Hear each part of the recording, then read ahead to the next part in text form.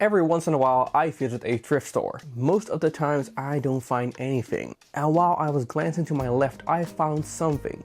This is a Gravis Destroyer Tilt. Now, it was only one of the few gaming related things, but what enticed me into buying it was the price tag for €1. I walked up to the counter, placed the joystick on the counter, and even the guy from the thrift store picked it up, looked at it, just let it slide out of his hand, and was like €1. He just didn't give a about this product. And at the end of the video, you would surely understand why. To be really honest, it looks okay, and it feels really good in your hand. The color transparent buttons remind me of the Xbox 360 controller. And there are two shoulder buttons. There's a purple transparent button in the middle, and there is a transparent D-pad, which feels, without even using it, dreadful.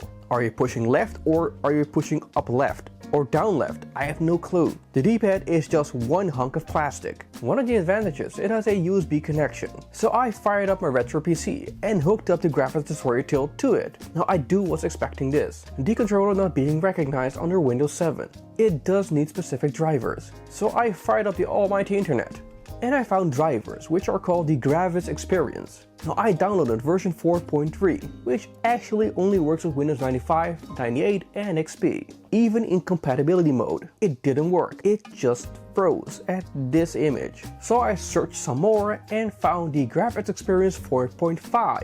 I ran it and it slowly installed. After that installation, I reconnected the controller and it didn't work at first. And after unplugging it and plugging it, it kind of worked?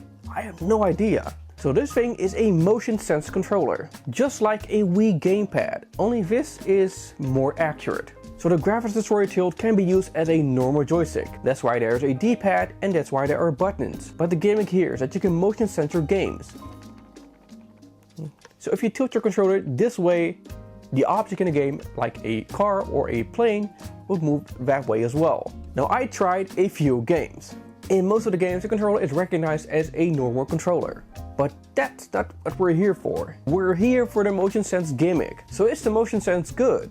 In most games, the controller is recognized as just a usual controller, and navigating through menus is recognized as a motion sense going left or right, which is very awkward and annoying. And I reckon most people who use this controller are using it for racing games or flight games. And that is where the Gravis Destroyer Tilt only works. I tried racing games and first-person shooters. Now it excels with racing games in its own unique way. Meaning the cars go left and right, that's about it. The only games I got really properly working were Need for Speed Hot Pursuit 2 and Motocross Madness 2. To be really honest, I don't know if you want to play games like this. See, in this case, controlling the car or the motorcycle is way much easier just using the D-pad. My lower arm got strained after a few minutes because it's not ergonomic and is not comfortable to hold for a longer time in that position.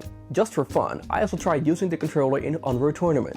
Now the controller is recognized and it recognizes the buttons. And sometimes it recognizes the motion sense input, but most of the time it doesn't. In Outrun Coast to Coast, it recognizes the motion sense only in the menu, which is really annoying, and only upwards and downwards. But in-game, it disregards the motion sense controllers and favors the D-pad and buttons. Another experiment was Battlefield 2. I tried maneuvering a helicopter, which did not work. It registers going right as both left and right under one button control. So the motion sensing is not that accurate. So the Gravis controller is best used for older games, coming from the Windows 95, 98 and XP era. But again, is this the way you want to play Motocross Madness 2? It is a very annoying, time and energy consuming way of playing a game. And let's be honest, there are far better ways to play older games from that era, like with the Microsoft Sidewinder gamepad, which is much more comfortable to hold and has way more button inputs. So if you come across a Gravis Destroyer Tilt, please just let it rest and gather dust.